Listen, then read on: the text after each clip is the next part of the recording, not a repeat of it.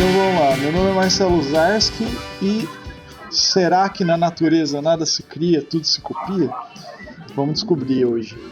Talvez não. Então, meu nome é Anderson Rosa. Criação é tudo. Criação é aquilo que nos aproxima de Deus.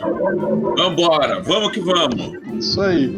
E hoje a gente está com dois convidados especiais aqui, né? O convidado da noite, da nossa entrevista, aqui, que é o Marco Moraes, e o Digão, que já foi entrevistado aqui com a gente, né? Se apresentem aí, galera. Fala, rapaziada, Marco Moraes aqui, escritor do livro Criacionismo Cíclico, Propósito e Origem da Vida. Um prazer estar aqui no Bico do Corvo, né? Esse podcast que tem esse nome sugestivo, tem muito a ver comigo, eu acho. E eu queria fazer um exercício mental com você. Pense um pouquinho aí, alguns segundos aí, e responde com sinceridade para você mesmo.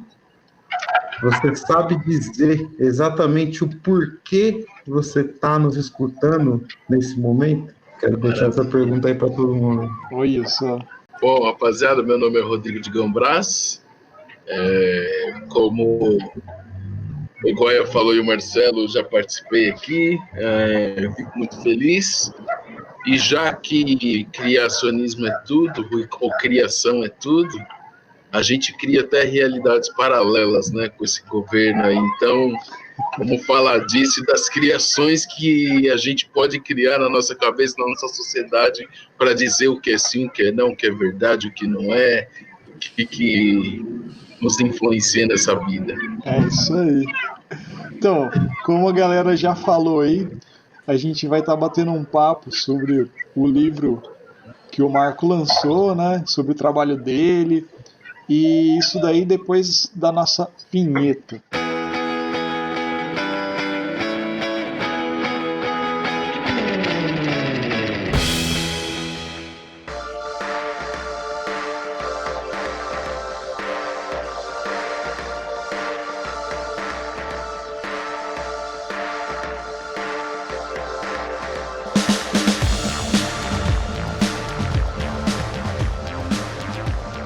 Eu quero começar, cara, lendo um pedacinho da descrição aqui do teu livro que eu achei super interessante. Ó. Em um futuro não tão distante, Aya, não sei se é assim que pronuncia, é uma jovem comum de classe baixa que está descontente com sua rotina de vida, atormentada por sonhos bem incomuns, mas que parecem estar conectados. Aya começa a se sentir incomodada com a forma como tudo funciona e se convence de que existe alguma coisa errada com ela e com o mundo.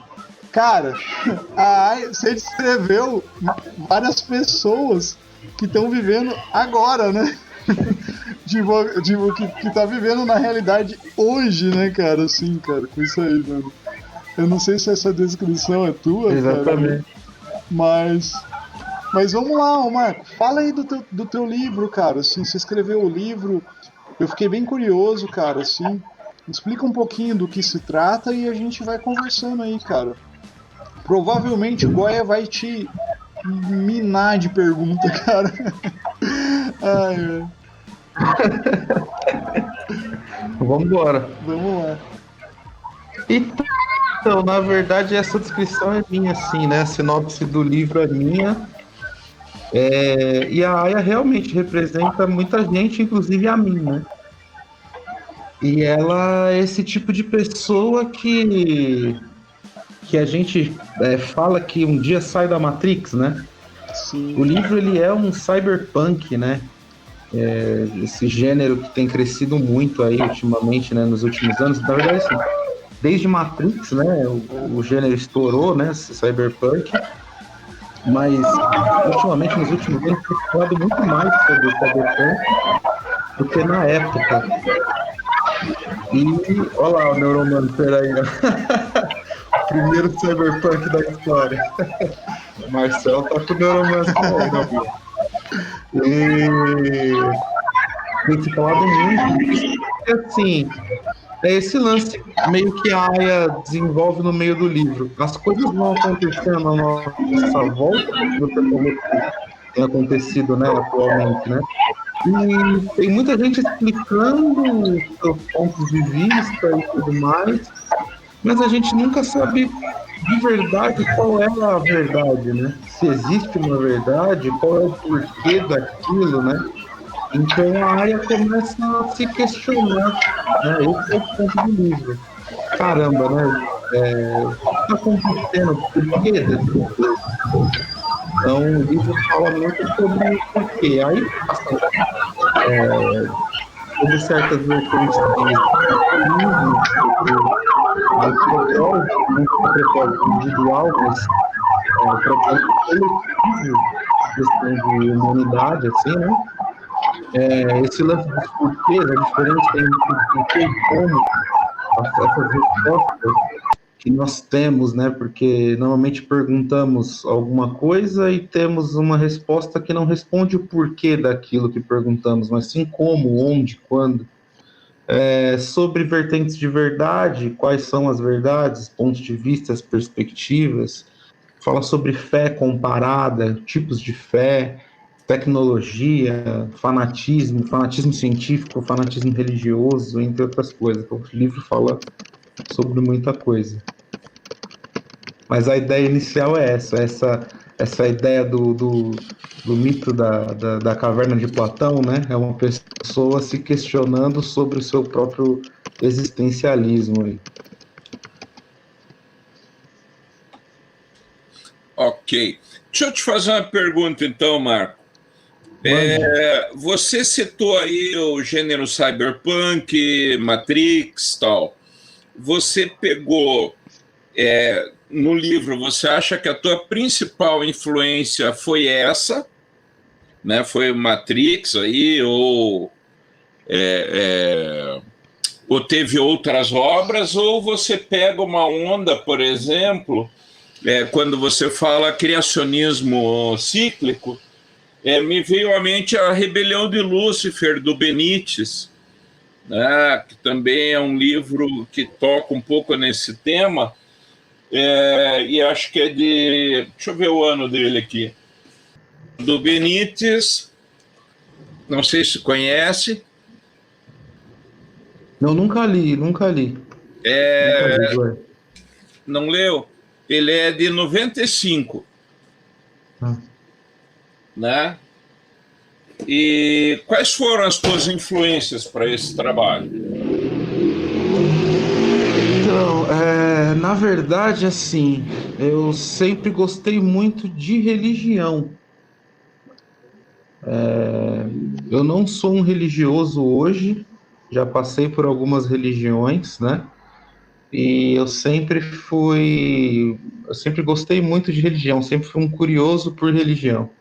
Então, se eu for te dizer que eu tenho algum tipo de,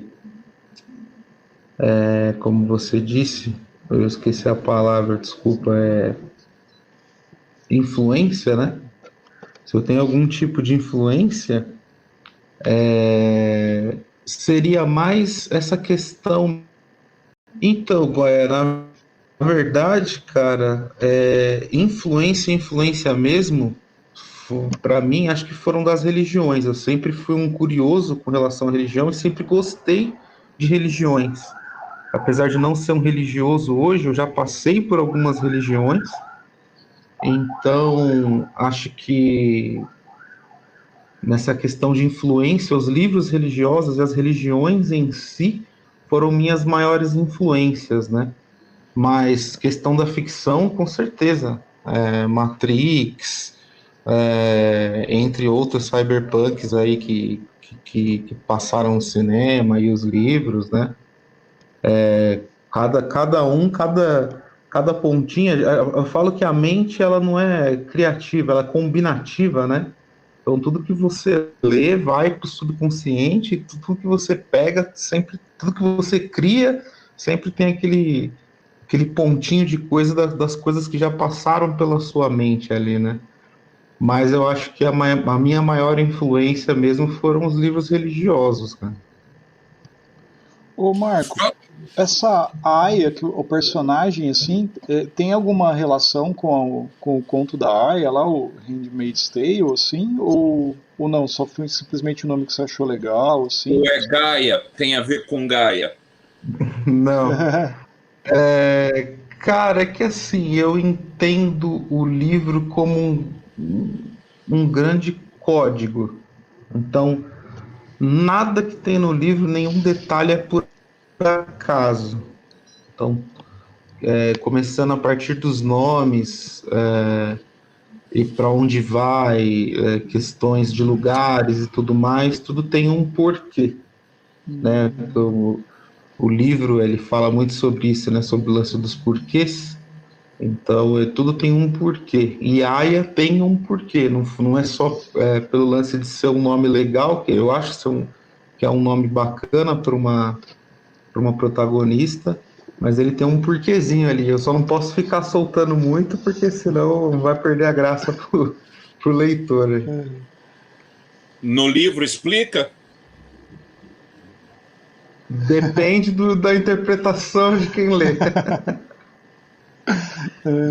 Você falou um pouco das religiões. Por quais religiões você andou e como elas influenciaram você? A minha mãe era candomblecista quando eu nasci. Passei por alguns rituais enquanto criança, né, enquanto recém-nascido, e tive algumas experiências espirituais ainda bem pequeno. Depois ela passou para a Umbanda, bem parecido ali, mas ela foi para um lado mais positivo ali, mais, né, por direita ali e tal. Fui consagrado ali para. Eu não sabia, na verdade, Goya, mas a minha mãe tinha um guia, né? E passei pelo Capa Preta. Fui saber isso depois, anos mais tarde, por uma experiência espiritual que eu tive. E ela me falou porque quando eu tive já uma consciência espiritual, saber das coisas, quando já era maiorzinho, ela já tinha passado por algumas outras religiões e acabou caindo no cristianismo, né? E aí fui cristão por muito tempo, protestante, e até que agora não tenho nenhum tipo de prática religiosa, não. Então eu passei por essas 4 vertentes, aí passei um pouco pelo catolicismo também. No antigo Orkut, tinha um termo quando você não se dizia Agora travou, né? religioso, mas tinha uma espiritualidade. No Orkut tinha uma forma de você se apresentar que era assim, espiritual independente de religiões. Você se enquadraria nessa ótica ou você se considera hoje uma pessoa que não tem vínculo com nada da espiritualidade? Eu me considero espiritual, sim. Quando eu converso com as pessoas e que eu tento me definir, eu digo para elas que eu tenho uma certeza de que eu sou animado, e não no sentido de animação, né? De ser um cara divertido no substantivo adjetivo da palavra, né? Mas no sentido de ânimo, né? De ânimos, isso. Tô vendo que você é o cara que vai alinhar as conversas. Exatamente. Então eu sou animado, eu tenho sopro de vida espiritual. Agora, o que é isso estamos buscando? Essa que é a ideia. Eu não sou carne, não sei como funciona esse mundo espiritual, se é alma, se é espírito. Estamos na busca aí, Goya. Muito bom. Fala um pouquinho assim sobre a questão do livro. Assim, o que te motivou a escrever isso? Cara, na verdade foi eu estava trabalhando num livro que seria o meu primeiro livro, que não foi publicado, né? O primeiro publicado foi o Criacionismo Cíclico, mas eu estou trabalhando num livro ainda que achei que seria mais fácil de terminar, mas vai ser um trabalho bem maior, um trabalho de uma vida, acredito eu, que se chamará Medo de Deus e o Deus Individual. Então, esse, na verdade, é o primeiro livro meu a ser escrito. E eu estava trabalhando nele, porém, esse livro tem muito a ver com a experiência dos outros também, né? Não só com a minha experiência com Deus, né? Então, a cada experiência a cada conto, né, que as pessoas trazem para mim das suas experiências com Deus, o livro ganha um pouco mais de conteúdo. Então, ele vai crescendo e vai crescendo. Quando veio a pandemia e veio a quarentena, eu tive alguns problemas psicológicos mesmo, assim.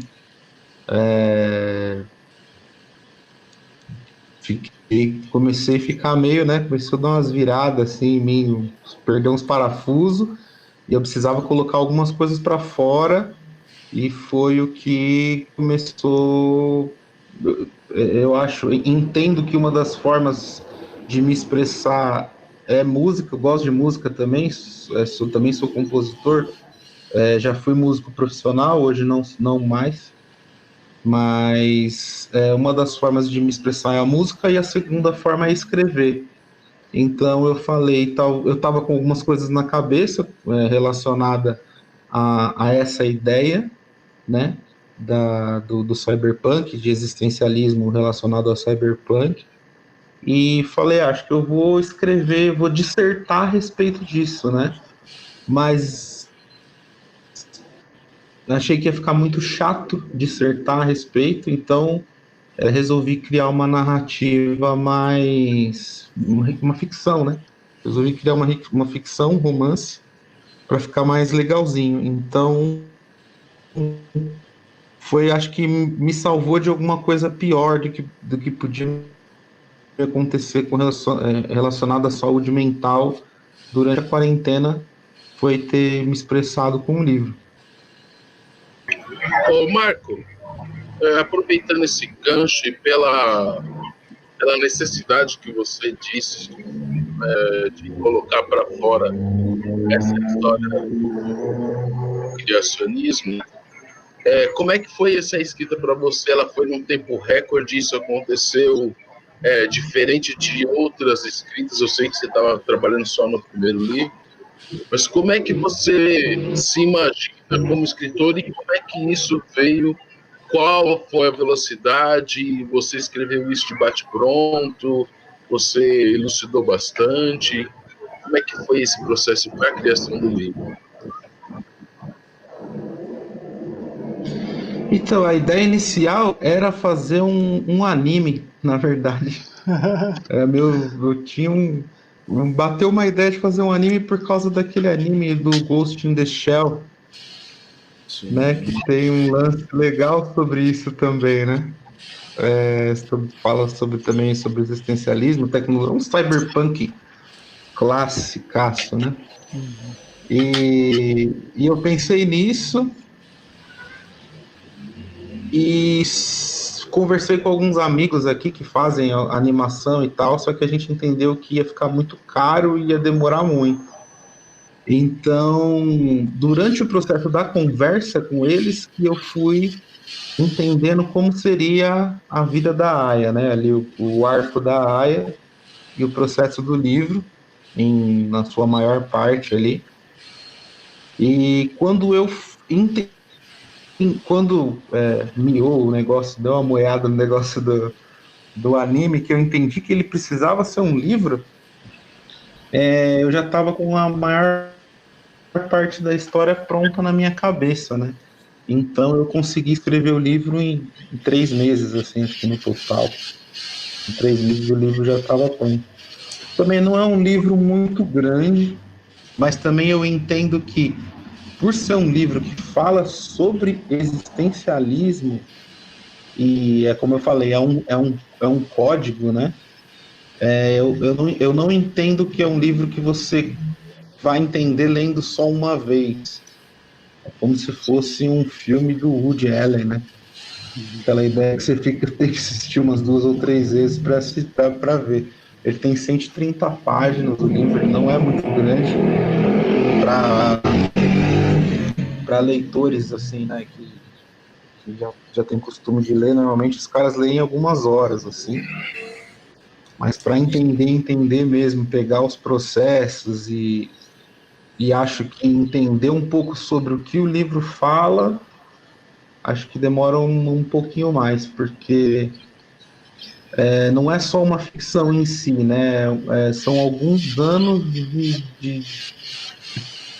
muitos pensamentos ali que estão escritos nas páginas. Deixa eu fazer uma pergunta para você. Você citou alguns elementos aí importantes, né? Então, existe um segredo aí no Aya, existe a questão que você citou-se como um ser animado, né? Com ânimos. Dentro da filosofia, o conceito envolve uma intenção. E olhando a capa do teu livro, ela tem uma espiral que remete à concha do Nautilus. E, portanto, também a regra de ouro, a geometria sagrada. Você usa esses elementos filosóficos / espirituais no teu texto? Eu entendo assim, Goya. Assim como você deve conhecer o Joseph Campbell, né? Sim. Ele entende que tem muita coisa que é dita com nomes diferentes, mas que são as mesmas coisas, né? Então, se você for entender que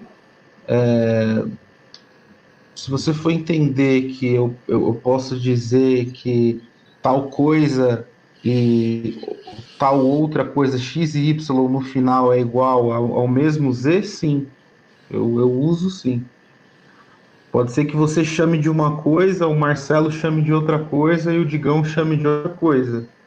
Mas eu posso dizer que sim, vai depender da interpretação de vocês três. No final vocês podem conversar, que na verdade a intenção do livro é essa. Eu falo um pouco na orelha do livro isso. Esse livro foi reflexão, né? Se tornou letra. Espero que ele se torne novas reflexões, que se torne verbo, que se torne novas letras, que se torne reflexões e que crie mais ciclos, né? Que o livro também fala sobre ciclos, né? No geral, que você vai entender, na verdade, a onda do ciclo, do porquê o nome do livro você entende no final dele. Quando você encerra o livro, você vai entender o porquê do nome. Se você for procurar o nome durante a leitura, você não vai conseguir achar muito. Então, se você interpretar, se você trouxer para o seu mundo, sim, posso te dizer que sim.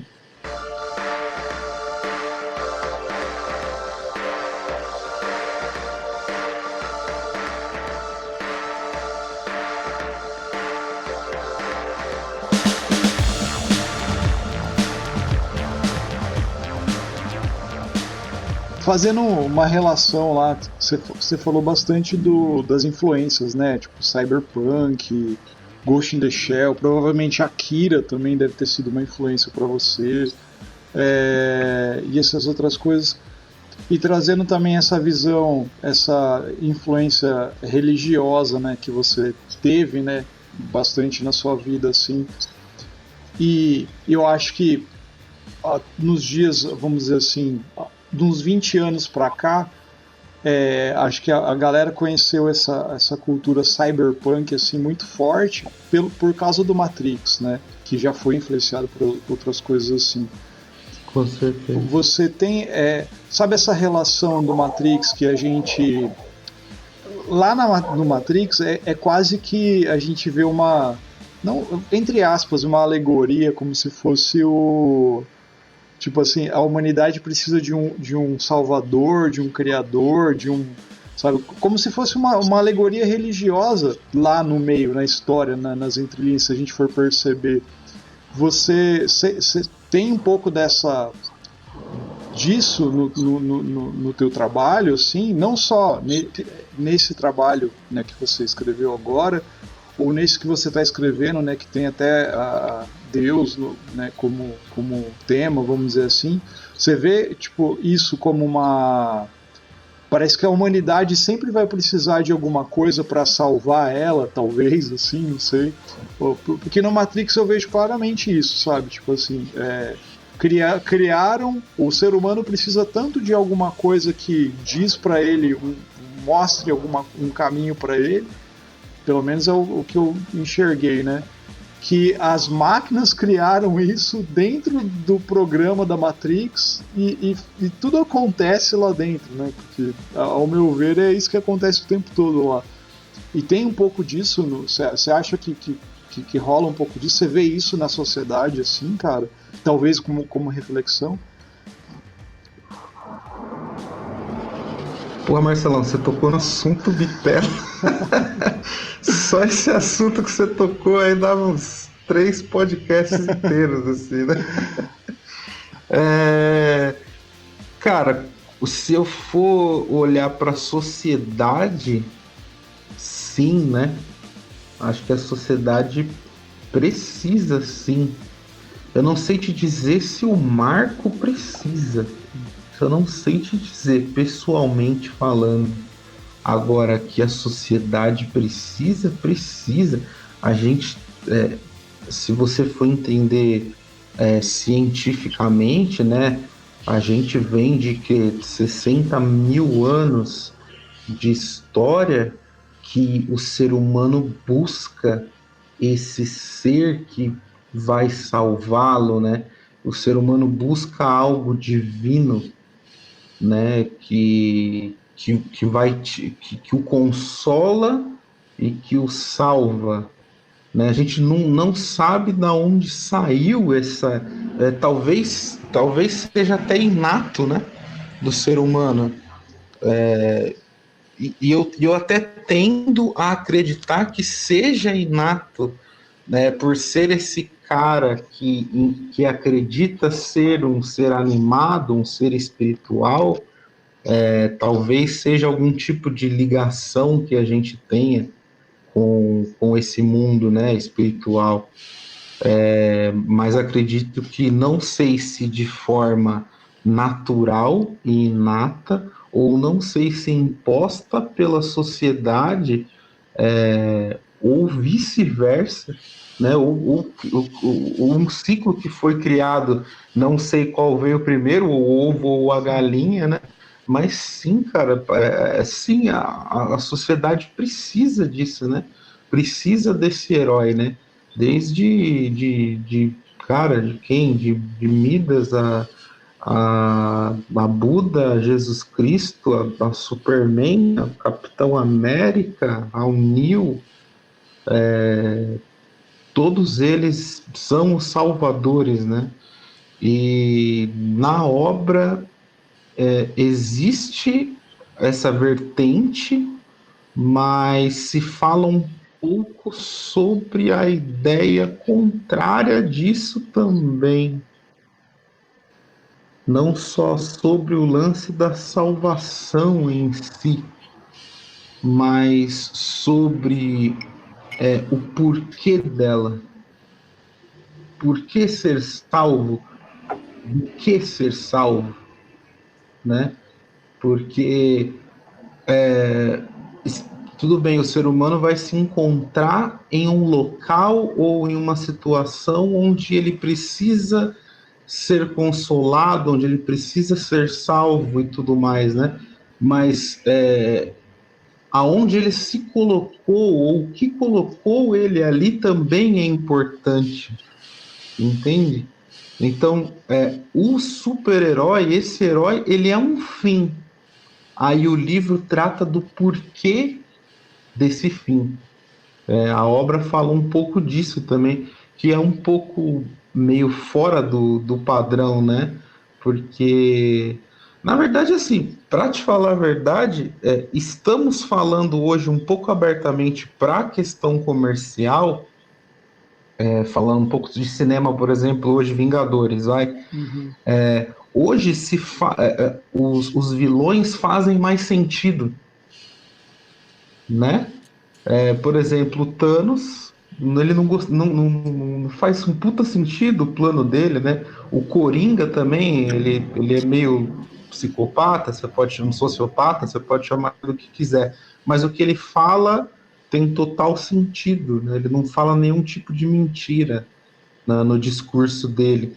Então hoje está sendo um pouco mais claro essa situação da outra vertente, que você pode chamar de mal, de negativo, ou de, né, independe do que você vai chamar, trazer para o seu mundo aí.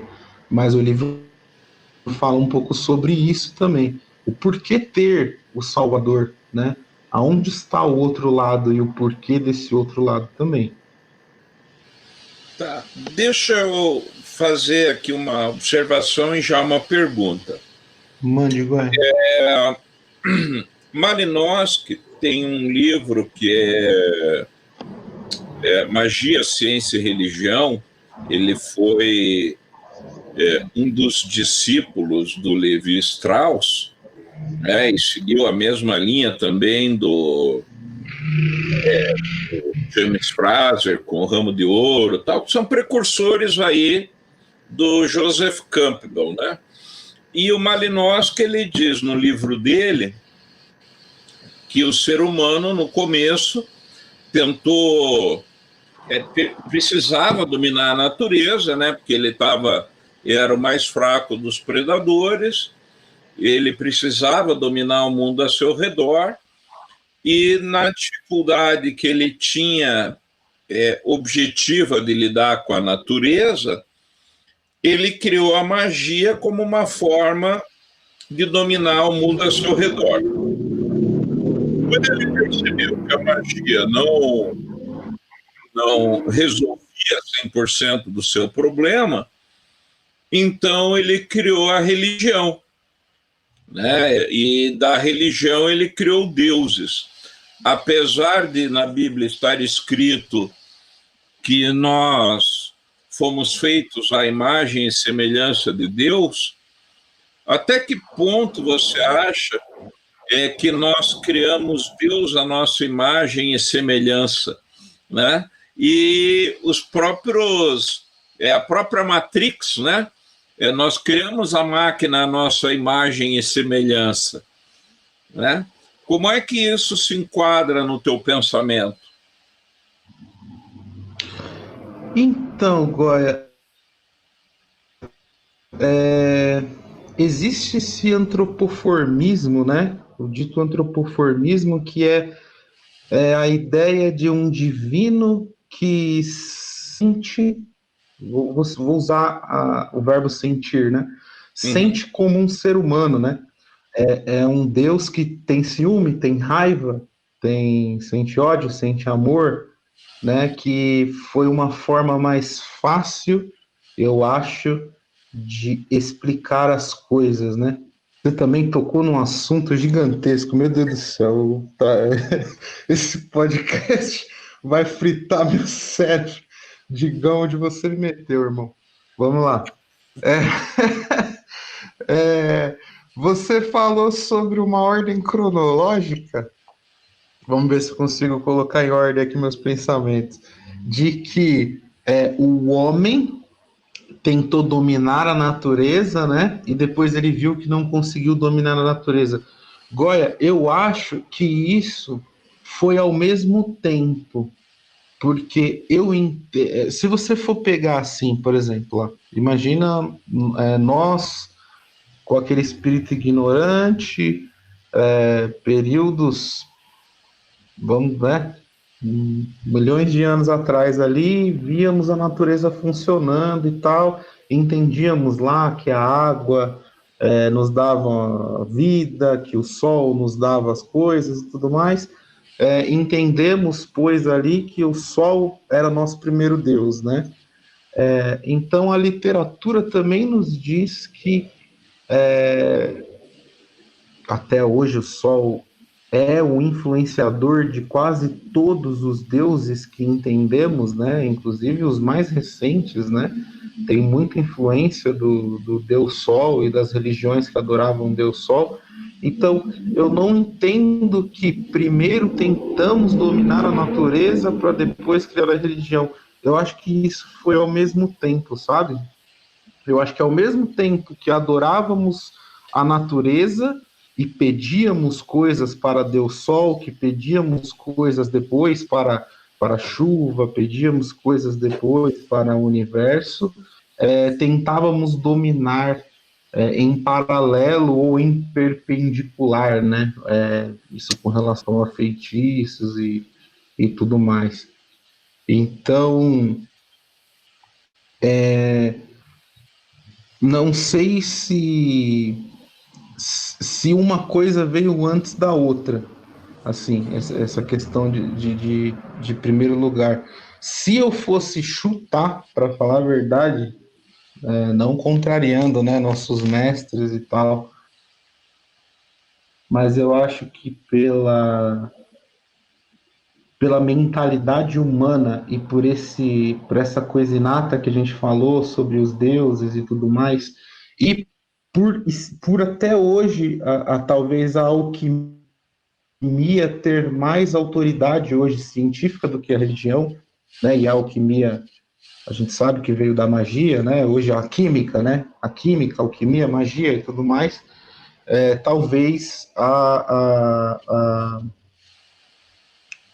ideia de tentar dominar a natureza tenha vindo depois mesmo. Talvez nós tenhamos tentado pedir para alguém e na frustração de não termos resposta, né, tivemos tentado fazer as nossas próprias mãos.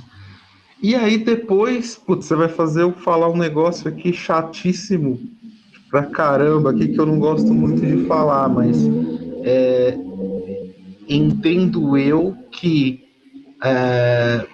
passamos por um período onde deuses, dessa forma antropofórmica que eu falei, foram representações da natureza, onde eu digo assim, por exemplo, poxa, Zeus era o deus dos deuses, criador de tudo, ele era filho de Cronos. Então, Cronos, tempo, Zeus, o criador. Então, era tipo assim, uma forma de dizer que a criação estava abaixo do tempo, nada é acima do tempo, né? Entre assim outras situações que a gente poderia citar, mas olha, a deusa água, quando se reproduziu com o deus terra, fizeram um filho, e esse filho era o deus planta, né? Eu acho que foram produzidos nomes de deuses para serem foram feitas mitologias, né, acerca desse tipo de situação, para ser mais fácil a ser explicado para as pessoas, assim como a mitologia é feita, né, entendemos nós que a mitologia foi feita para isso, né, foram dados nomes às coisas para que fosse mais fácil passar esse tipo de coisa para frente de forma oral. Isso acabou se personalizando em pessoas mesmo, né? Começaram a dar características para os deuses, e isso foi se tornando isso que você falou. Começamos a tornar os deuses parecidos com a gente, até que chegou na parte chata que eu ia falar, que assim quando as pessoas foram acreditando no que foi falado, a religião acabou se tornando política. Então, porra, ficou muito mais fácil, né? As pessoas acreditando, eu fui moldando Deus aos meus interesses. Então, acredito muito sim que as coisas aconteceram. Vide o, o que a gente entende hoje como o diabo, Lúcifer, o Satanás, né, o que entendemos como esse lado antagônico de Deus, do que é entendido como Deus hoje né, nessa região que vivemos aqui judaico-cristã, né? Esse antagonismo assim, hoje o Satanás ele tem essa personificação que foi criado pelo homem, entendo eu, por conta desse interesse, né? Então, não só teve essa inversão que você falou de Deus ter sido criado, né, a imagem e semelhança do homem, mas não só Deus, mas seus antagonistas também. Acredito nisso. Marcão, você falou no livro, você fala bastante disso na vida social, e eu queria fazer uma costura do que tem no livro e mais também de uma questão pessoal. Você levantou que no livro ele fala de algo externo, algo elevado, mas fala também dos porquês. Então fala de uma coisa mais terrena, mais existencialista mesmo, do cotidiano, do dia a dia, do viver do indivíduo social, 2020, enfim. Como é que você, Marco, encara tudo isso? Qual que é o seu resumo de tudo isso que você falou até agora e o que tem também no livro? Eu acredito que no livro também tem essa questão pessoal, eu não sei se está totalmente fora ou se tem essa questão pessoal, mas eu queria saber como é que é isso para você e como é que isso se entrelaça no livro. Mas questão 2020, você fala assim que a gente está vivendo em questão de... Não, eu digo 2020 porque a nossa era, sei lá, esses últimos 20 anos a gente está repleto de informações, né? São informações para todo quanto é lado, inclusive tem negacionismo com força total. Enfim, eu queria saber como é que você entende esse caldeirão que a gente está vivendo, do que é externo, do que é interno, do que é a crença, do que é esse existencialismo. Como é que você pessoalmente encara tudo isso? Então, Digão, cara, se você for trazer para o lado mais terreno, para o lado mais carne aqui mesmo, cara, eu acho que a maioria das coisas é interesse e política mesmo, de verdade, cada um vai ver o seu. O ser humano, ele é egocêntrico e, infelizmente, eu não acho que o egocentrismo ele é inato. Eu acho que o egoísmo ele é inato, ele é saudável, mas eu acho que a sociedade empurra o, tanto o egoísmo a ponto de se tornar esse egocentrismo, né, que foge um pouco foge um pouco não, acho que foge muito de ser saudável. E o livro fala um pouco disso por ser um cyberpunk. Então, o cyberpunk divide, né, sempre proletariado de elite, né? Então, eu acho que a gente que está aqui embaixo vai ser sempre mandado pela elite. O Digão está falando aqui que não vai ser mandado, mas rapaz, é um lance assim. O cara cria um engodo enorme de alguma coisa, e não estou falando sobre vacina, não estou falando sobre doença nem nada, tá? Tô falando sobre as coisas que acontecem. É criado um engodo para daqui 5, 10 anos, eu não estou falando sobre teoria, não. Estou falando sobre coisas que a gente vê do passado. Vou citar um exemplo que hoje todo mundo já sabe, mas a guerra, por exemplo, no Vietnã, o cara cria um engodo e, porra, milhões de pessoas sofrem por conta de interesses pessoais, econômicos e políticos, e ponto final. E acabou. E todo mundo sofre e ponto. Entendeu? Então, tem esse primeiro degrau do porquê, que eu acho que é interesse pessoal, se você for levar no terreno, mas entendo também que tem esse segundo degrau, que é o do propósito coletivo, né? O livro fala um pouco sobre isso também. O Digão leu o livro, né? Ainda em manuscrito, ele foi um termômetro para mim, do livro, antes de ser lançado, ele já tinha lido. E o livro também traz esse ponto do propósito coletivo com relação à humanidade. Tudo bem, funciona, né? Mas com qual propósito? Qual o propósito do funcionamento da humanidade, né? Para que ela funciona? Então existe também esse ponto.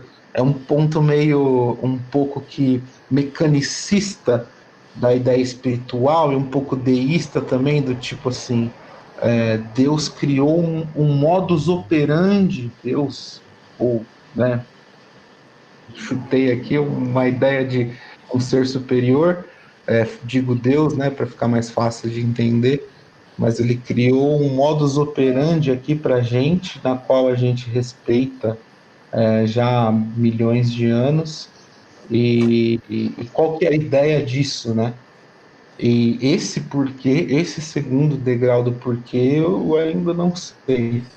O livro até cita um ponto, vou dar um spoiler aqui, mas não é um spoiler tão importante do livro, tá? Mas ele fala sobre um ponto, tem uma pessoa que faz parte do segundo elenco ali do livro, na segunda passagem do livro, que ele fala que para que nós chamemos a atenção de verdade dos deuses, haveriam duas formas de se fazerem isso. Ou nós pararíamos de nos reproduzir, aí entenderíamos o porquê nós funcionamos de verdade, qual seria o nosso propósito, porque se a humanidade parasse de se produzir, alguém estaria preocupado, né, de alguma forma. E a segunda forma seria um suicídio coletivo. Se uma grande massa se suicidasse, né, se matasse a ponto de prejudicar o modus operandi do ser humano aqui na Terra, alguém lá de cima, ou lá de baixo, ou lá dos lados, né, de forma espiritual, também deveria se preocupar. Então, uma forma louca lá da ficção dele ter pensado numa ideia de chamar um pouco dessa atenção também do porquê essa ideia toda, dessa loucura toda aí. Marco, há algum tempo eu escrevi um texto sobre questões da fé, e eu coloco que a fé é o item essencial da existência do ser humano, né? Então, tem gente que recusa isso, mas na realidade, veja só, acredito que você talvez concorde com esse ponto de vista, mas pela fé, nós negamos os princípios básicos que nos tornam da nossa função biológica, né? Então, quais são os grandes preceitos que toda a fé tem, né? Não matar, tá?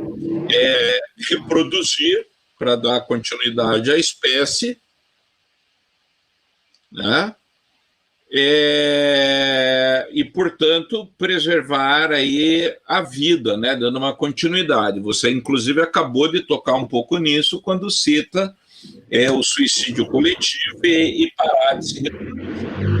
E pela fé, as pessoas matam-se umas às outras, né? Vide aí a jihad islâmica, por exemplo, e pela fé você para de reproduzir, pela fé você para de se alimentar. Então, a fé ela é mais poderosa do que o próprio contexto biológico, fisiológico do ser humano.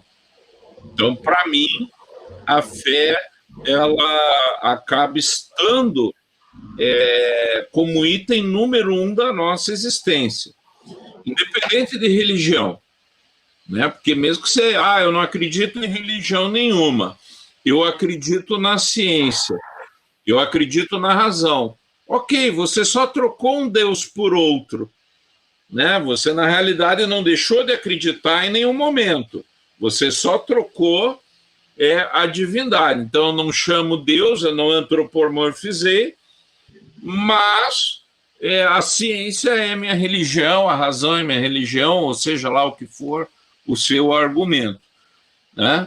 Como que fica isso, né, na tua ótica? Dentro do livro você explora esse tipo de pensamento? Pelo que eu percebi, explora. Sim, no livro tem algumas vertentes de fé comparada, eu podia chamar assim. Porque, como você falou, existem alguns tipos de fé, né? É que assim, só tem assunto grande, hein?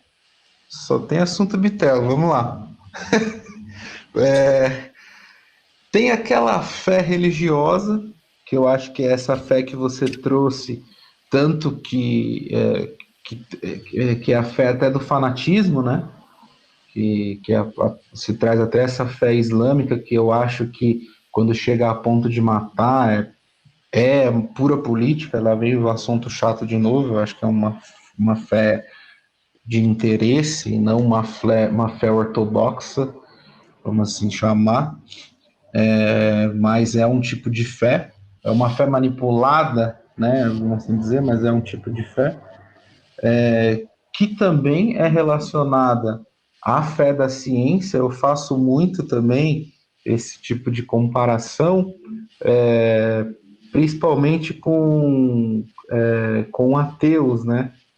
Porque eu encontro muita gente, alguns amigos meus, inclusive, que dizem assim: eu sou ateu, mas o processo até ele chegar até o ateísmo foi a frustração com o Deus judaico-cristão.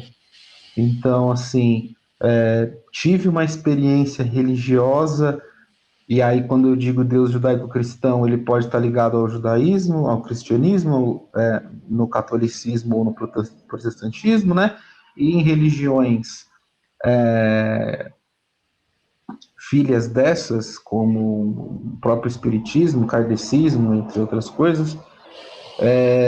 E aí ele se frustra com o que é ensinado a ele, às vezes ensinado por pessoas que são totalmente despreparadas, né? Entre outras coisas, ou ele não gosta, a fé dele não bate muito, ele não dá match com o que é ensinado. E aquele meu primeiro livro fala um pouco sobre isso também, nessa questão do Deus individual, né? Como moldamos Deus conforme os nossos próprios interesses durante a vida, né? E tudo mais, que também gera. E aí, não gostei desse Deus que fala essa sua religião, por exemplo, o Deus cristão fala que é puro amor, mas tem morte, mas morreu minha mãe, então não é esse Deus, então eu sou ateu. Então ele descarta completamente todo e qualquer tipo de outra probabilidade de mundo espiritual e se diz ateu. E ponto final. Na verdade é um ateu por negação, então, né? Na realidade, que você está dizendo. É a negação a um Deus, na verdade. Deus não me atendeu, negação... então agora eu também não quero saber dele. Exatamente. E às vezes eu brinco que eu tenho muita interação, né, com esse tipo de ateu que teve esse tipo de experiência. Aí eu falo assim: você fala que Deus não existe, mas morre de raiva dele, né? Como que você morre de raiva de uma pessoa que não existe? E eu falo que a pessoa se torna você deixou de ser fanático religioso e acabou se tornando um fanático científico. Aí as pessoas falam: não, isso não existe, fanático científico. Eu falo: existe, porque tudo que a ciência fala, você toma como uma verdade absoluta e, cara, infelizmente a ciência hoje, não só hoje, mas muita gente vai me xingar porque eu vou falar isso, mas a ciência também é política. A ciência, e a ciência mesmo, a ciência em sua máxima, ou o axioma da ciência, ela muda, cara. Ela muda. Cientificamente, oficialmente, a Terra já foi plana. Cientificamente, oficialmente, era geocêntrico, não era o universo? A Terra estava no centro do universo. Isso era oficial. Eugenia, até ontem, eugenia era científico. Pasmem, né? Nós, a gente teve esse problemaço aí com o Holocausto porque era ciência. Então, o cara vai chegar aqui amanhã e vai falar assim, porra, olha, você é gordo, então você tá errado, tem que matar os gordos, isso é cientificamente comprovado. Eu me lasquei. Tô lascado, porque os ateus fanáticos científicos vão querer me bater. Quando eu estudava, Plutão era planeta, era oficialmente científico. E as coisas mudam, e isso é excelente, né, cara? As coisas mudam e isso é excelente. Isso é evolução. Então, existe essa fé que é a fé religiosa, que eu também levo para a ciência, né? Que é essa fé que usa um pilar para ser agarrado, né? A pessoa precisa de um pilar ali para ela se agarrar, né? E também existem outros tipos de fé em outras coisas. Tem pessoas que têm fé no dinheiro, por exemplo, né? Tem pessoas que têm aquela fé, e agora eu vou entrar num assunto também que é assunto de louco, mas como eu vi que vocês também são meio louco, a gente está em casa. É, tem uma fé, Goya, você que é um cara aí que eu tô vendo que é meio místico, cara, que é chamada de muitas coisas, que o cara chama de mentalização, de lei da atração, de concordância, de ligar, de superstição, chama de muitas coisas. E tem na fé religiosa também, que é aquela fé do grão de mostarda, que não é uma fé em Deus, né? Que é aquela fé que da passagem que Jesus fala, se você tiver uma fé do tamanho do grão de mostarda, você vai falar para aquele monte, levanta e anda, ele vai levantar e vai andar. É só você ter certeza e não ter dúvida daquilo, que é a fé do Neo de Matrix, né? É um conceito de fé racional, isso aí. Oi? É o conceito de fé racional. Você deixa de acreditar enquanto criança, mas você tem uma certeza que tem um algo mais e que aquilo funciona, existe, etc., né? Exatamente. É um pouco da exegese da palavra fé, né? Quando você busca, ela é isso mesmo, né? Assim, é a certeza, né? E ponto. Não há dúvidas. Pronto. A água é molhada, mas se eu tiver certeza que ela é sólida, ela vai ser. Ponto. É mais ou menos assim. Existe essa fé, né? É uma fé que muita gente não acredita, mas muitas pessoas acreditam em cada uma da sua forma, né? É fé onde você vê curas acontecendo, é fé onde você vê coisas se transformando, coisas que estão fora do senso comum, vamos assim dizer, né? Que acontecem, a fé do milagre, vamos assim dizer. E também existe essa fé, né? Então, sim, o livro fala sobre muitas fés, né? Mas cada uma com o seu nome. Mas também tem essa vertente no livro, sim, fala um pouco sobre essas fés e discrimina um pouco sobre o que cada uma delas é, e tem um pouco de ficção nisso também. Eu vou te falar, já adianto um pouco que tem um pouco de viagem minha nessa ideia lá. Você sabe que você falando aí me lembrou, eu até estava tentando ver se eu acho, mas tem uma comedinha, eu devo ter ela eu salvei os episódios, então eu tenho ele em algum HD externo, devo ter ela guardada aqui. E eu não lembro o nome exatamente, mas os caras tinham feito um piloto, que eram vários episódios bem curtinhos, assim, eles fizeram tipo uma meia série de episódio de 10, 15 minutos só para convencer a emissora, mas infelizmente não convenceram ninguém, e era uma comédia muito bacana, porque tinha Deus, que era meio parecido com o Leão Lobo, tinha Jesus Cristo e tal, e aí um dia, num dos episódios, Deus está escutando assim a secretária eletrônica, e daí Jesus chega e diz, o que você está fazendo? Ele falou, estou escutando as orações do pessoal da Terra, né? Ele fala, mas você ouve tudo, né? Ele falou, só um pouquinho. Aí ele começa a ouvir, aí aquela voz da secretária eletrônica, né? Você tem 9.713 mensagens, né? Aí ele, mas você vai ouvir tudo? Aí ele começa a ouvir.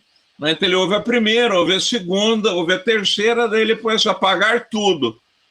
Aí eu vou, porra, mas você apagou a oração de todo mundo. Eu falo, isso é spam, cara. É spam, né? E daí, mas você não responde, né, as orações dos seres humanos? Ele falou, não. Mas, porra, mas como que você não... Cara, você é Deus, você pode fazer tudo, como é que você não responde a oração do ser humano? Eu falo, cara, vamos lá. Se alguém morre e tenta achar um significado, por que a pessoa morreu?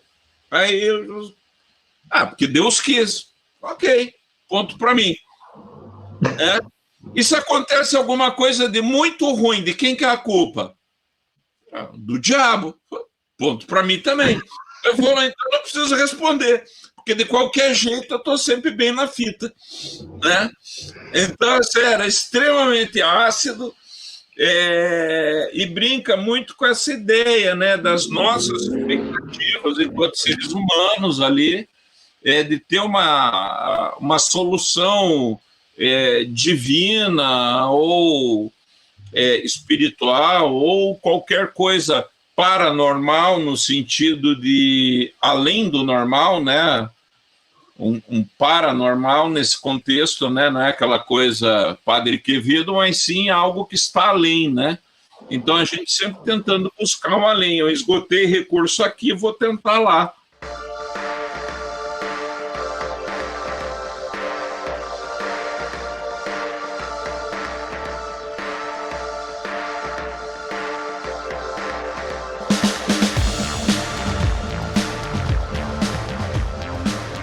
Esse arquétipo, né, de Deus e demônio, esse discurso pronto, a gente tem muito hoje, né, nas religiões nossas aqui, principalmente no Brasil, né, é um discurso que tá tão pronto que eu acho que não sei se tá batido hoje em dia, porque eu não tô mais tão próximo assim da igreja e tudo mais. Mas foi um dos pontos que me fez observar um pouco fora da religião essa ideia, porque se cria um ciclo do tipo, é simples, né? Deu errado, é o diabo, deu certo, é Deus. E aí eu comecei a ficar meio um pouco incomodado, porque às vezes acontecia uma coisa boa e eu credibilizava a Deus. Graças a Deus aconteceu isso aqui, ó, você viu? Entrei naquele emprego lá, graças a Deus, Deus me abriu a porta. Aí passava uma semana, aconteceu uma desgraça comigo dentro daquela empresa. E aí como é que ficava eu com as pessoas que eu dizia que foi Deus, né? E aí lá, Deus, não foi Deus que abriu o negócio lá pra você? Aí você ficava meio sem graça, né? E eu posso falar por mim, mas entendo também pela vivência que eu tive dentro da igreja cristã, posso falar que eu já vi muito isso dentro da igreja também, que você não é muito sincero com Deus, né, quando acontece isso, porque o religioso, muito, eu falo por mim, muito por medo também, né, por isso o nome do livro, Primeiro Medo de Deus, um chega e fala para Deus assim, e aí Deus, não foi você que abriu aquela porta lá para mim? Não foi você que arrumou aquele emprego? O que aconteceu? Porque quando você vai na sua autoridade espiritual ou algum líder, alguma coisa assim, o cara fala assim, foi livramento. Aí fica aquela pergunta, poxa, então por que ele me colocou lá? Aí cria um ciclo de perguntas de um Deus que, se ele é onisciente, parece brincadeira, né? E você não questiona Deus, não se é permitido questionar Deus. Então, é uma coisa que chega uma hora que você fala assim, não, deixa eu tentar entender um pouquinho melhor aqui como é que funciona esse negócio direito. Vamos tentar colocar um pouquinho os pingos nos is aqui, porque esse discurso não tá funcionando muito bem. Não. É verdade. Galera, só para falar aí, acho que a gente tem que encaminhar para um final, para o episódio não ficar muito grande. A gente tem assunto pra caramba para falar. Agora chegou a visita. Meu namorado aqui, o Marco Digão, o Goiás você já conhece. Então, assim,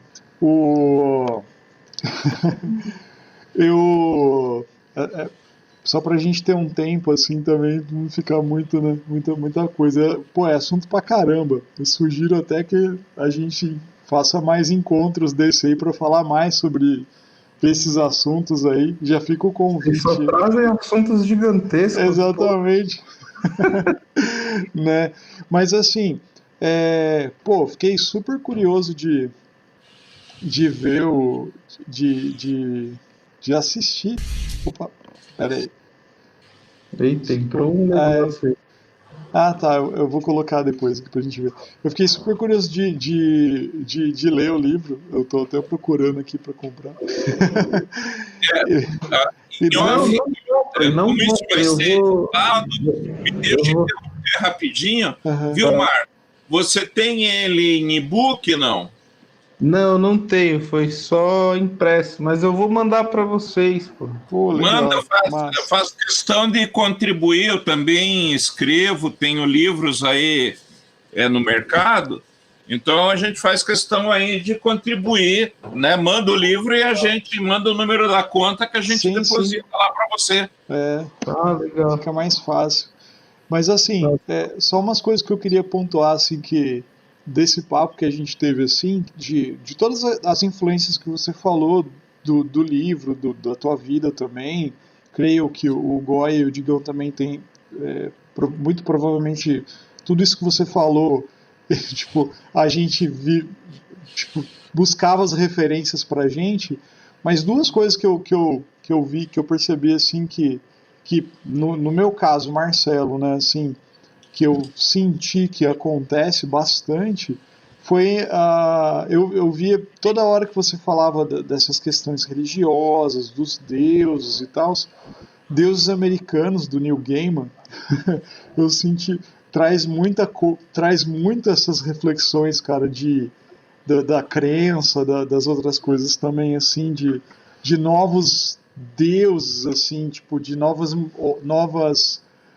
vamos dizer assim, novos líderes, vamos dizer assim, para a vida das pessoas, assim, da humanidade.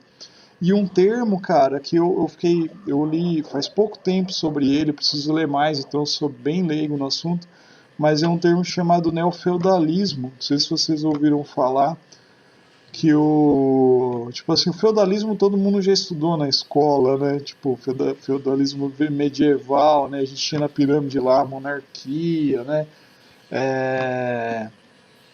Aí o clérigo e assim, e lá embaixo estava todo o resto da população. E hoje tem uns estudos sobre esse sistema feudal, entre aspas, assim, tá voltando, eles chamam de neofeudalismo, que lá no topo estão as grandes corporações, os bancos. Ele é muito focado nesse lance econômico, as multinacionais, e como a gente vive tipo em torno disso, tudo é naquele centro. Talvez tendo esse papo assim, você falando de tudo que você escreveu e está vivendo, veio essas coisas, cara, e lá no finalzinho tá a gente assim tentando sobreviver. E como o Digão levantou a mão ali aquela hora que você falou, tal, tipo, do que a gente vai ser comandado, sei lá, não lembro o termo agora, que ele falou, não vai ser não, uma coisa assim. Então, tipo, como que, tomara que não, né? Tomara que a gente siga, tipo assim... Não seja vida. Exato, cara. Tomara que a gente se dê bem, cara, porque nós, assim, como... Assim, a gente está no finalzinho de tudo, né? Não devia ser assim, né? Obviamente, acho que ninguém quer assim, que seja assim. Talvez, não sei, com as políticas que estão acontecendo nesses últimos anos, assim, vamos dizer assim, vai levando isso por água abaixo, né? Esse pensamento de tentar mudar alguma coisa, né? Mas tomara que daqui, sei lá, 50, tomara que não seja tudo isso, 50, 100 anos, mas tomara que a sociedade seja igual, né? Assim, nesse sentido aí. Mas eu senti tudo isso, cara, assim, vocês falando aí, eu tava só ouvindo, falei, nossa, tem muito a ver com isso. Até Death Note veio na minha cabeça, cara. Death Note, sim, cara, Death Note, Rick and Morty, sabe, essas coisas assim, toda essa coisa. Aquele anime que o Digão recomendou lá, o Moonlight, não sei o que lá, Gospel. Midnight Gospel. Midnight Gospel. Porra. Tá desenho. Muito, veio tudo isso na minha cabeça, cara, assim, então eu fiquei pensando, falei, caramba, quanta coisa que dá pra discutir, mas infelizmente a gente não vai conseguir falar de tudo isso hoje. Mas eu queria agradecer. Vai que traz as perguntas profundas aí. Não, mas eu queria agradecer a presença, mano. Pô, Digão sempre junto, o Goya também. E Marco, obrigado por se disponibilizar aí, trocar essa ideia com a gente. Fala onde que tá teu livro pra galera que quiser adquirir, cara. Tem um site específico, tá em vários sites, como que tá? A gente depois deixa o link, né, quando for publicar o episódio, tudo também. Diz aí. O livro, se procurar por criacionismo cíclico na internet, vai abrir, né? Com certeza só vai ter eu. Vai abrir as lojas virtuais onde está meu livro, mas o site oficial é no site da editora, que é o geostreeditora.com.br. Lá você vai procurar pelo criacionismo cíclico ou pelo meu nome também, Marco Moraes, Marco sem o S, Marco Moraes. E aí vai achar o livro lá. Ótimo. Legal. Eu tenho uma última pergunta para o nosso convidado. Saideira. Vamos lá. Essa acho que vai ser mais fácil de você responder. Peraí, posso pedir um minuto aqui? Pode. Porque minha tomada aqui desligou, não sei porquê, e minha bateria vai acabar.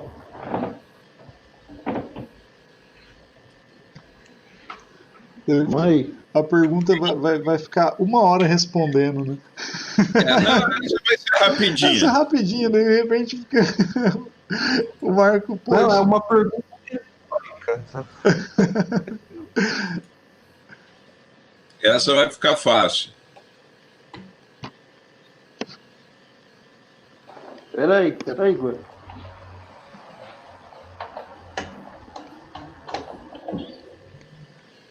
Minha bateria tá por um triz aqui, mas eu tenho fé que não vai sei. dar. Vamos lá. Eu tô nessa também. Eu também. Que Dermiurgo me ajude aqui. Tenha fé. Dermis trismegista. Vamos dar bala. Pronto. Então, vamos lá.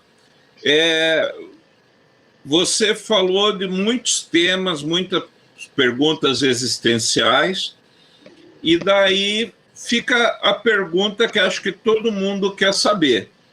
O seu livro é um livro de esperança ou de desesperança? Você tomou um partido no final da obra ou você deixou para a pessoa decidir se a mensagem final do livro vai deixar ele mais animado ou ele mais deprimido? Quem vai decidir é o leitor. Aliás, quem vai decidir se esse livro é uma ficção ou não é o leitor também. Então, como é um livro totalmente interpretativo e cada um consegue trazer para o seu próprio universo tranquilamente, assim como eu externei do meu, cada um consegue internar para o seu próprio universo. É você que vai dizer, Goya, se esse livro é um livro de esperança ou não, ou se esse livro é um livro de ficção ou não. É interpretativo, é o leitor que vai dizer. Daí o livro foi lançado em 2020, né? No meio da pandemia. Então o cara fala assim, tomara que seja feliz no final, né? O cara lê e vai cortar os pulsos dele. Nossa, meu, não acredito. Ai, tô brincando. Inclusive, aproveitando, antes de passar para o Digão, vale a leitura de um livro que é Calqui, do Gore Vidal. Então, também vou falar, não é um spoiler, mas é um livro que fala também sobre um suposto Messias, né? Gore Vidal foi Nobel de Literatura, e nesse livro, Calqui, ele joga justamente com a ideia de vir um novo Messias.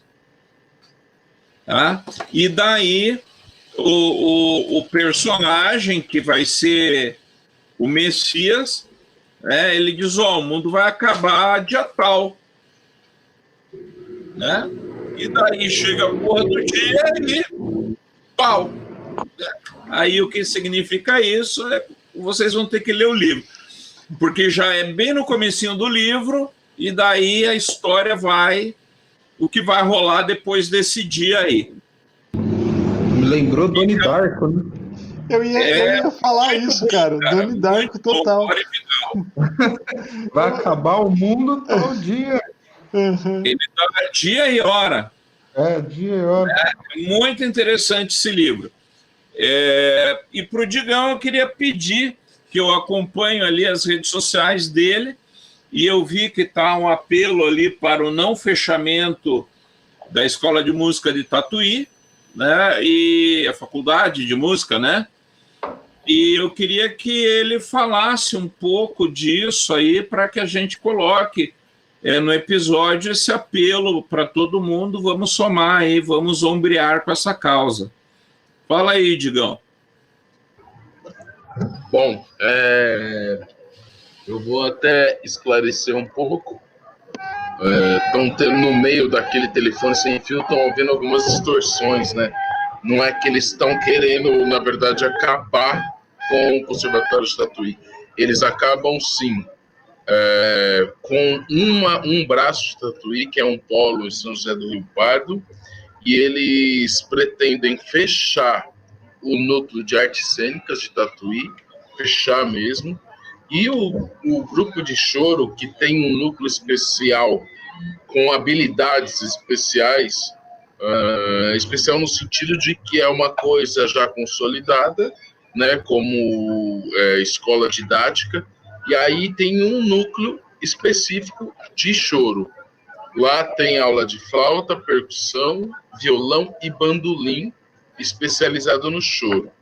O que cria distorção disso para quem está olhando de fora e não conhece a metodologia de Tatuí? E eu estou falando isso porque, assim, ela entrelaça tantas pessoas, ela faz tantas conexões, que não é à toa que eu estou conversando com vocês aqui, que o Marcelo, de Campos Mourão, foi estudar em Tatuí e a gente se conheceu por lá.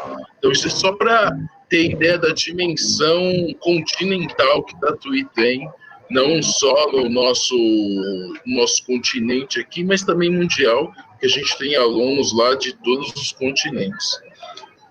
Dito isso, o que está acontecendo? Hoje em dia, as instituições culturais estão sendo geridas por OSs. Essas OSs podem ter tempos determinados pelo governo, de 4, 5, 6 anos, dependendo do contrato. O que aconteceu agora é que uma alegação do governo do estado de São Paulo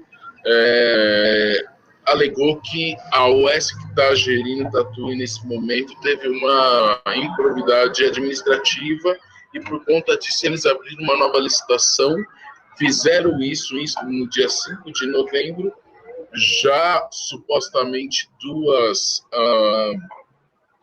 instituições, duas OS, tentaram essa licitação, uma conseguiu, ainda é fato que está faltando 2 documentos importantes, por exemplo, o CAD dessa instituição precisa ser postado dentro do material jurídico, então é uma coisa muito importante, talvez ainda nem aconteça essa troca, mas fazendo essa troca, a proposta que essa nova OS fez para conseguir essa licitação é o que causa esse espanto e a gente chama de desmonte dessa escola, né? A escola que tem uma estrutura gigantesca e que tem uma consolidação pedagógica muito sólida e única no mundo, porque ela tem uma base na música do Hermeto Pascoal e de uma didatização dessa música que não existe em nenhum lugar, nem no próprio núcleo do Hermeto Pascoal, que é no Rio de Janeiro. Essa forma didática de colocar esse jeito de se tocar Tatuí que criou isso daí devido aos professores que tem e que já passaram por lá. E quando essa OS veio propor uma nova gestão, de cara, ela propôs esses cortes. Nesses cortes, nós vamos perder 69 colaboradores, que na verdade são os professores, eles querem dar uma roupagem nova para o nome, né? Mas são 69 professores que vão perder seus empregos e cerca de 496 alunos vão ser desatendidos no polo de São José do Rio Pardo.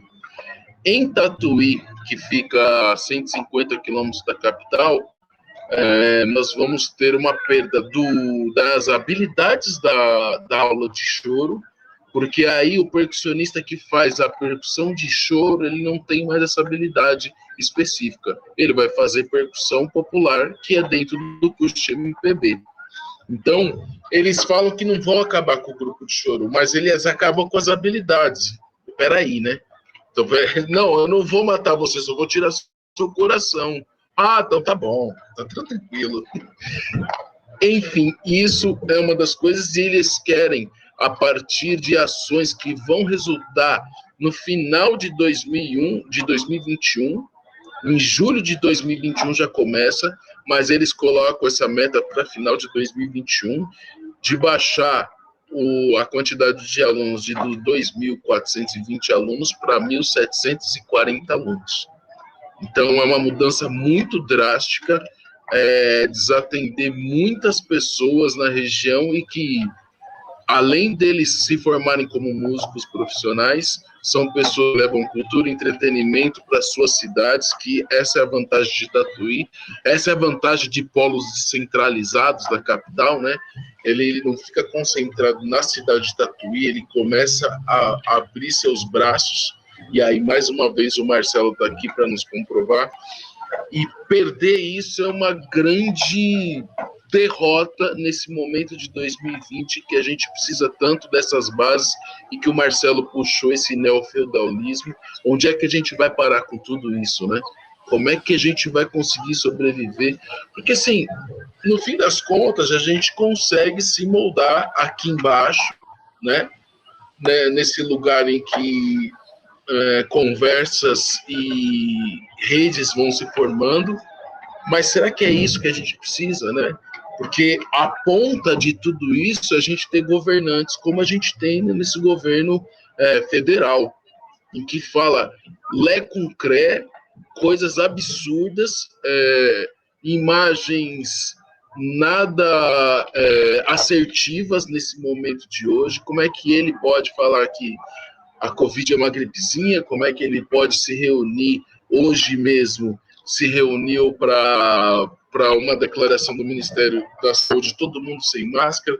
Então, assim, são tantas as bizarrices e as adversidades de uma sociabilidade, no mínimo, responsável, que a gente prega em 2020, que a gente não sabe mais agora o que de fato, como é que se inverte essa chave, né?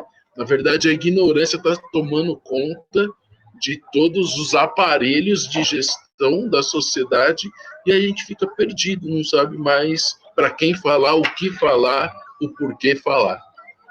Então, essa é a nossa reivindicação. Nós não somos contra a Sustenido, que é a OS que está entrando. Nós somos contra qualquer OS que venha a querer impor um sistema em que, vendo de fora, parece mais funcional.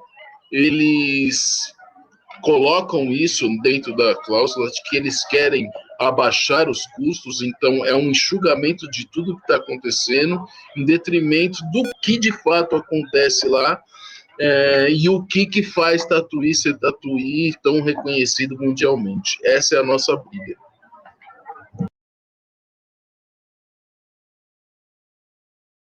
Ô, Digão, me diz uma coisa, e por que essa questão de diminuir o número de alunos?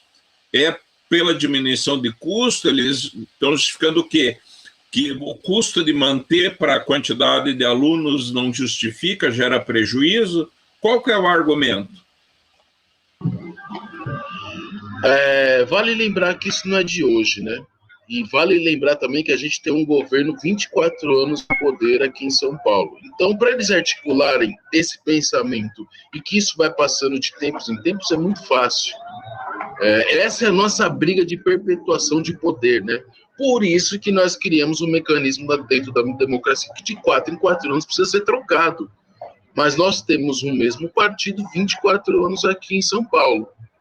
E isso é ruim de ver porque nós conhecemos a premissa do partido, nós conhecemos a forma com que ela atua, principalmente no campo da cultura, e como isso é prejudicial.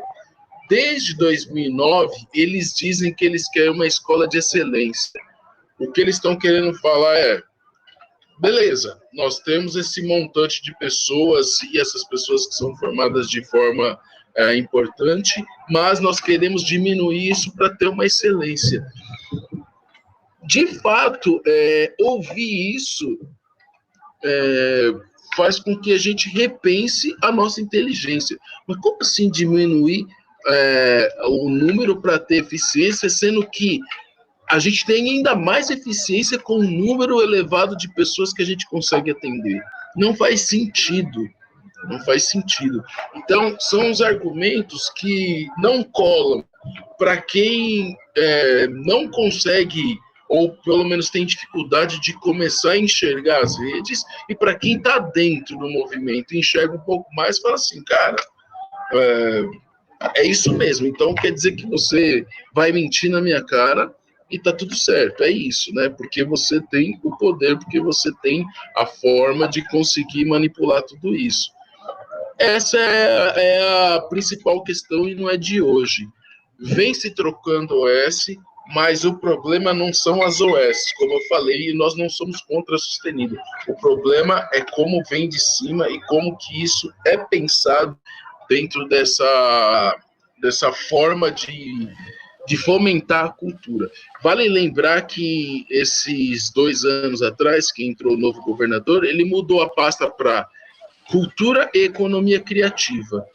Para quem sabe como a cultura funciona, como ela gera uma despesa, vamos colocar assim, para o governo, Você colocar cultura e economia criativa para uma escola que é gratuita e que, de fato, ela despende de milhões ali durante o ano. Criativo, economia criativa é quase dizendo assim, a gente vai fazer de tudo para que o Estado tenha uma diminuição mínima, máxima, para chegar no estado mínimo ou a zero, buscando patrocínio ou buscando parcerias com instituições privadas, tal, o que é quase contra a Constituição, que quando você tem um órgão público, isso tem que ser gerido e tem que ser financiado pelo próprio Estado, e não... Lembrando que você falou aí, a Constituição defende que o ensino público deve ser gratuito e de qualidade. E a proposta está sendo de mercantilização da cultura, né? Exato. Como deveria estar ocorrendo, né? Esse é o grande desafio. Então, a nossa briga, eu lembro que na conversa com os professores, teve os professores que choraram, outros vão pela emoção. Nossa, não pode acontecer isso é um patrimônio histórico. Eu falei, gente, vambora, não tem dessa, não. Não é isso que está em questão. Inclusive, eles sabem de tudo isso, mas não é isso que está em questão. O que está em questão é o quanto ele vai conseguir fechar aquela proposta, o quanto ele vai conseguir favorecer aquela indústria privada, o quanto ele vai conseguir reduzir, o quanto ele vai mostrar que deixou no azul a sua proposta depois de 4 anos. Esquece todo esse romantismo aí, agora é hora de pegar no batente e brigar. Mas o brigar não é de que se virar outro S e isso acontecer, acabou tudo, não. A gente vai novamente se remoldar, mas quando isso vem a ser ameaçado, a gente vai com unhas e dentes para falar assim, não, peraí, existe uma forma de se fazer a coisa aqui que favorece não só a cidade de Tatuí. A gente tem que lembrar que a cidade de Tatuí levou o título de capital da música. Isso é um título muito importante que a cidade em si deveria ter orgulho. Então, prefeitura, sociedade em geral, deveria brigar por isso. Se qualquer lugar do Brasil que você fala Tatuí, todo mundo vai lembrar que é a capital da música. E se você for observar, se não fosse o conservatório, se ele fosse em Americana, seria a capital da música, e Tatuí em si seria qualquer outra cidade. Então, essa conscientização social que é a nossa briga, né, de trazer todo mundo para o questionamento, e aí, seja através do voto, seja através de ações dessa, para impedimento desse sucateamento, desse desmonte, que todo mundo tenha consciência e lute por isso. É importante colocar que a gente precisa perceber, enquanto sociedade, que cultura não é despesa, é investimento, né? Nós estamos investindo num futuro, né? Então, fica aí o apelo, né, para todo mundo que está ouvindo, que se engaje aí também nessa luta contra o desmonte da educação, da cultura, que ocorre, né, no país como um todo. Diversos governos têm feito suas ações assim, e tem que ser uma iniciativa popular. Infelizmente não adianta, porque isso, como você mesmo pontuou, está vindo de cima, né? Muitas vezes do próprio governo federal, do próprio MEC, e lembrando que o MEC não responde a interesses da população, e sim a interesses de quem financia a educação, que é o BID, que é o FMI, que são os grandes bancos, né, que dão dinheiro para se jogar na educação, e eles colocam metas, né? Então nós estamos cumprindo metas de empréstimo e não trabalhando em prol da educação. Então isso é uma coisa que é muito importante colocar aí. E para quem, de repente, pode dizer assim, eu ouvia o Bico do Corvo porque não tinha a ver com política, né? Mas política faz parte da nossa vida, nós temos que estar atentos aí. Qualidade de vida, cultura, saúde, são direitos inalienáveis. E que se a população não se abraça nisso, você vira um escravo, né? O Crowley já diz, os escravos servirão.